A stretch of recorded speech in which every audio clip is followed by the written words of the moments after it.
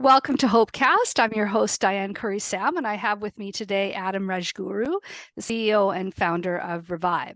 It's a company based in Montreal, Canada, that transforms plastic waste, especially the hard to recycle kinds, into renewable resources and clean fuels.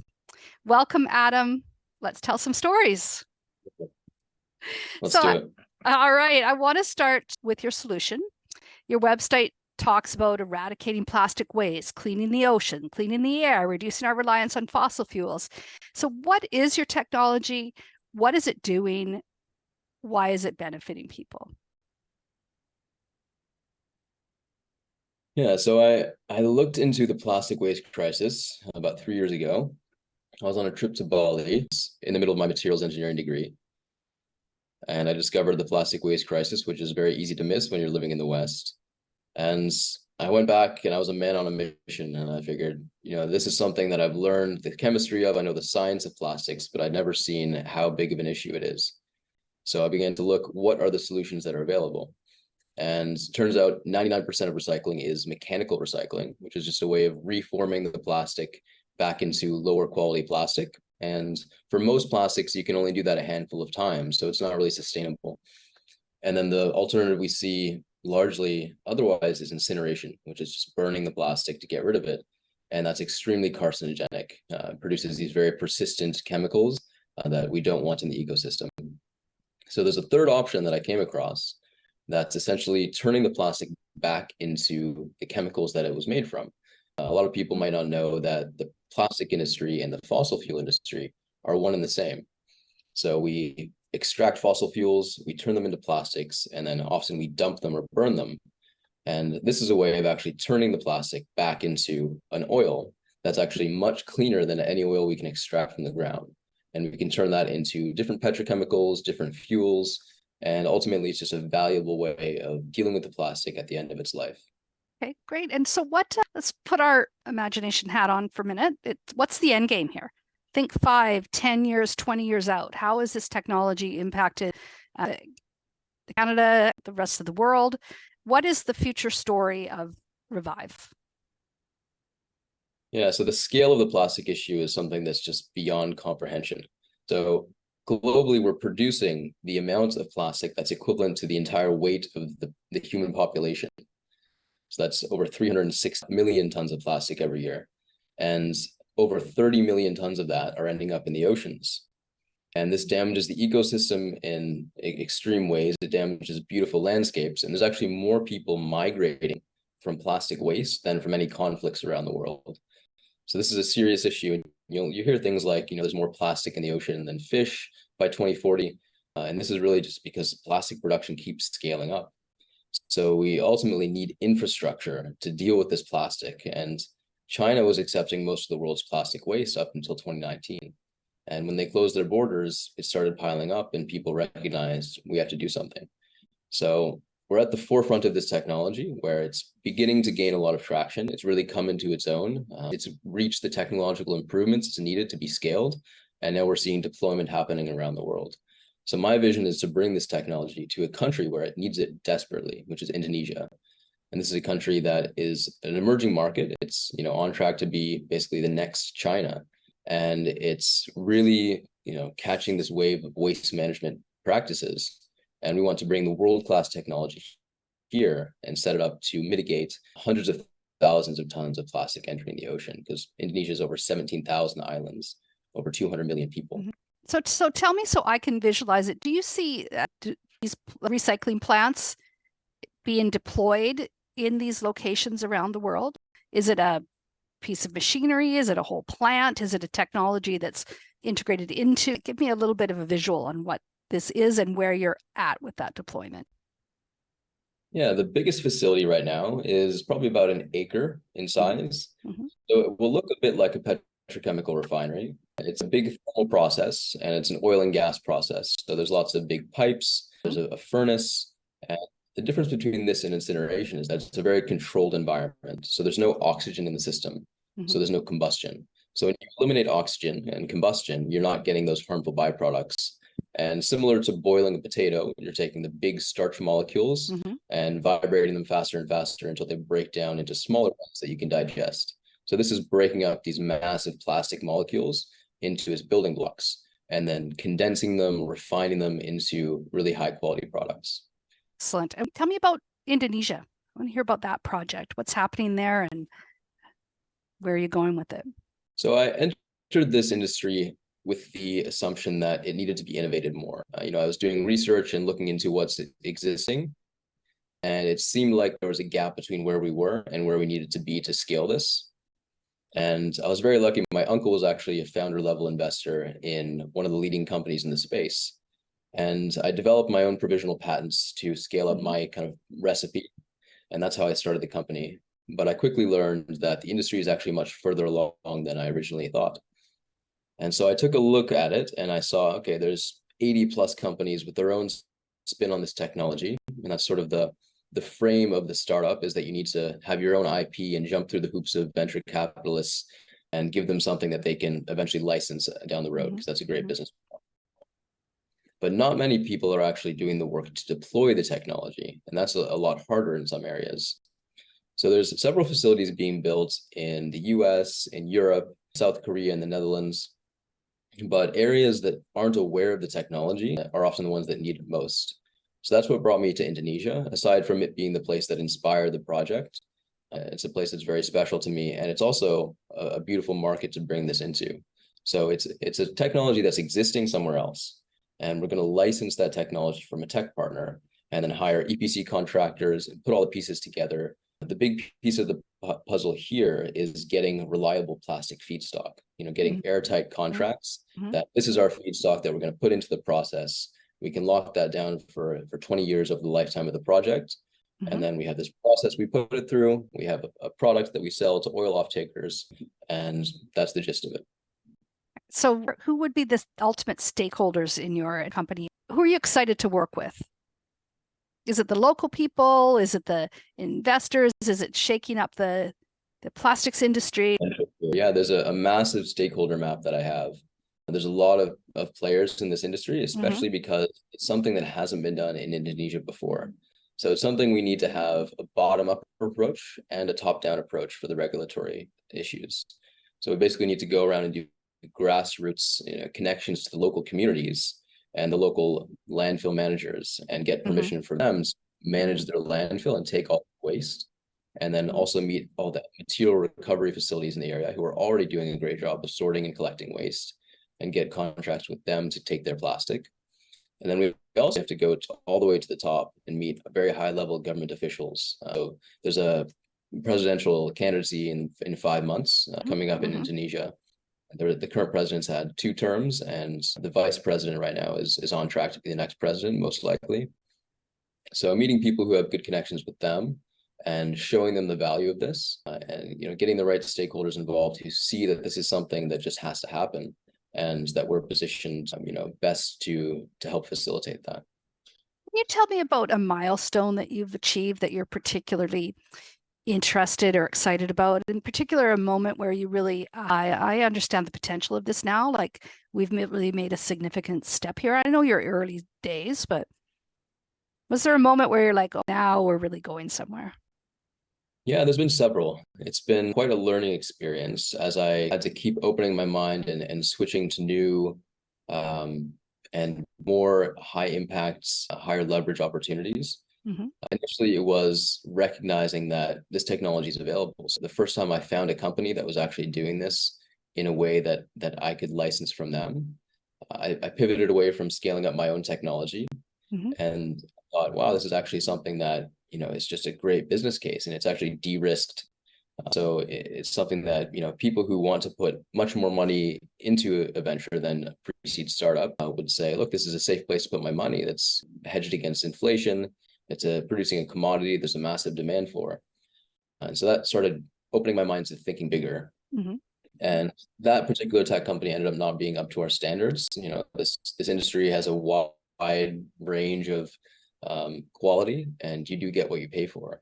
So when I uncovered that, I began to dig deeper and found many other companies that were actually doing a great job of this. So the last 7 months, I was really focused on really narrowing down my selection to a few tech partners that I wanted to go with. And I traveled around, I met them, I saw their operations, and we've got, negotiations going on for partnerships there. And my focus now has shifted to the plastic feedstock. And just yesterday, I met a really interesting guy who was based in Ireland. Now he's based in Jakarta for the last 5 years. And I hadn't come across anything like this, what he's doing. There's a really popular group based in Bali that's been cleaning up rivers, and they set up barriers on the rivers to trap the plastic. Their system seems to also get quite a bit of organic waste, and it doesn't get anything from below the surface. So this guy I met yesterday, their system captures the microplastics from under the surface of the water so efficiently that they're able to capture 600,000 tons of plastic a year. Wow. And they're stopping that amount of plastic from going in the oceans. Yeah. And they're scaling up to 3 to 4 million tons a year. Yeah. And this is just so outside elsewhere of collecting plastic. And this guy is also very on board with this technology that I'm developing. So that's a huge piece of the puzzle. There's also a very promising collection startup that I've connected with that would have all the plastic we would need. So we're very close to nailing down the LOIs on plastic intake. And then the next step would be the permission. So it's kind of a chicken and the egg situation in some sense. You need these three pieces. You need the plastic, you need the permission, and you need the financing. And each one kind of wants to see the other pieces of the puzzle before they want to commit. And we've slowly been making a lot of progress on each front. So nailing down the plastic, we're very close to that. And then going and meeting the right government officials to get the permission will be the next key milestone. Nice. It's a really good lesson in what a CEO does, right? It's putting the pieces together of a complex, constantly moving system of business and technological development. So it was nice. That's a few exciting moments that you've shared there. The other question I ask everyone is, what's your pitch to the next generation, the younger generation, the teenagers of today, who I believe are really faced with an uncertain future, especially in the area that you've talked about, the clean oceans and carcinogenic waste piling up. And we could go on about problems, right? But what would you tell them? A big inspiration for me to get into this industry was I was really focused on what's something I can use my education and the opportunity that I've been given to help the world in some way, to solve a big problem. Because there's so many technological innovations and so much room for making the next app and things like that. But I've really been focused on the ways that humanity is really challenged. So my top passion growing up was always energy. I was focused on, if we can find a way to shift away from fossil fuel dependency, that's going to be a huge key for the next step in our civilization. I did a senior thesis, a presentation on, advancing funding towards renewable sources and away from fossil fuels. And that introduced me to the climate crisis. And above that, even, I think the more pressing issue is energy, because we're in this sort of global prisoner's dilemma where energy use is so closely tied to GDP that people are really incentivized to use more energy to grow. At the same time, we're not paying the true cost of fossil fuel. We're just paying the cost of extraction. And it's a really challenging problem to wrap our minds around. But plastic is a beautiful bridge, I think, to see hope for the future, because unfortunately we can't quite just turn off the tap on fossil fuel. We're maybe 50 years away from even thinking about that, and it wouldn't really be ethical to do so. I think the population would decrease by 40%, maybe within 6 months if we did that. So seeing plastic as actually an opportunity, not having guilt or shame around using plastic and recognizing it is actually an amazing invention. It's just been mismanaged. And we have billions of tons of plastic in our environment that have been produced. That's actually a really amazing energy resource when we treat it this way. So in this industry, the opportunity to build infrastructure as a solution and get rid of this sort of dystopian idea that we're just going to be swimming in plastic, future generations are going to be dealing with this stuff. There's no way around buying plastic these days. So it's a really tangible and solvable problem that I think is a good case study that, technological solutions are out there. And it can seem hopeless sometimes. It can seem like the track we're on is spinning out of control. But one step at a time. There's ways of tackling all these problems. So we solved the plastic problem. We start to help the oceans. We solved the energy problem. There's some amazing new innovations in fusion reaction that I think could be a huge opportunity for humanity. And yeah, when we pay attention to the solutions and less on the problems and the dystopian narratives, there's a lot of optimism to be had. Excellent. Thank you. I totally agree. So tell me about your team. Who else is working with you on this? You mentioned you're in Bali right now. Are you there with, the lone CEO, or do you have a team with you and working with you maybe all over the world? But could tell me a little bit about that and how you feel about them. Yeah, I was also really lucky. My first investor I met very early on in the process. It was quite a strike of fortune. I joined a fraternity in my engineering program, and while I was getting my engineering degree, and it was kind of outside my character to do so, but it was a close connection, recommended it to me, and something told me that was going to turn into something good. And one of the founders of that fraternity offered me to stay at his house when I reached out to the group saying I was pivoting back to Montreal from Vancouver Island to focus on research for this project, and I needed to find a place to stay for a few weeks. And he was out of town, he was traveling. I'd heard about this guy before, and he was, someone that I really wanted to meet. He was an entrepreneur, world traveler, and he heard what I was doing, and he really liked the project.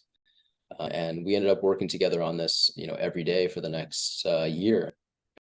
And he, helps many companies raise to over 100 million valuation. He's part of one of the largest, the fastest growing companies in Canada as well. And he's going to move over here to Bali in December and help out on this full time.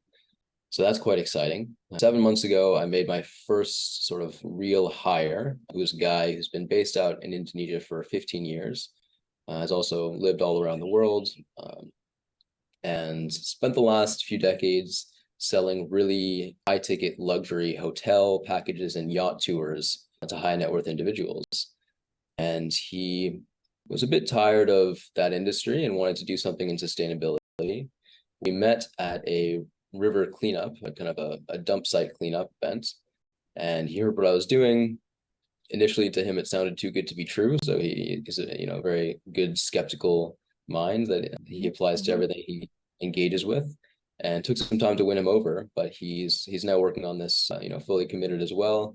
He's got an amazing network of investors and advisors that he's introducing us to. He's also an amazing storyteller, and he's helped a lot with the branding and the pitch deck and everything. So that's been a huge help.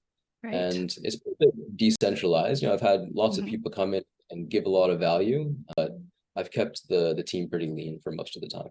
Great. Well, so what's coming up for Reviv Energy? Where are you at? What's your next step? Or anything you want to promote or talk about? I just launched the Instagram recently. I've been kind of avoiding social media for a while. I figured I can probably just raise, from institutional investors, from private equity, and not really need to go down that route. But I recognize in this day and age, people want to see your social media presence. So I'm going to start being more active on that, get a social media team, start making more content, and really start to share as this takes flight, the hope that it's bringing and the solutions that are available. Great. Well, thank you. Thank you very much. If there's anything else you'd like to add about your story, go ahead. Yeah, I guess a lot of people ask me why I founded Reviv. And the truth is, there was a moment when I realized that there was just no choice, right? Like looking at the plastic crisis and seeing the gap between what's being done. Some of the oil companies are starting to recognize that this industry is something that has to happen. But I was one of 40 graduates in my engineering program, and this industry was never talked about. I think I'm the only one who knew about it.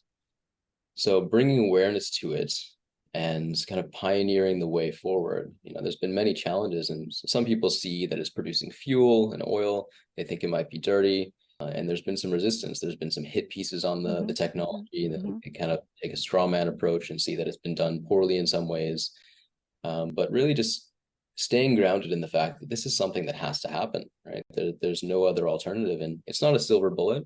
Like I said, it'd be great if we could turn off the tap on plastic and oil, but I like to stay realistic. So that's really kept me going this last few years. Great. Well, thank you very much. The company is Reviv. The link to the company will be in the program notes. And I really appreciate your time on HopeCast. Thanks so much for having me.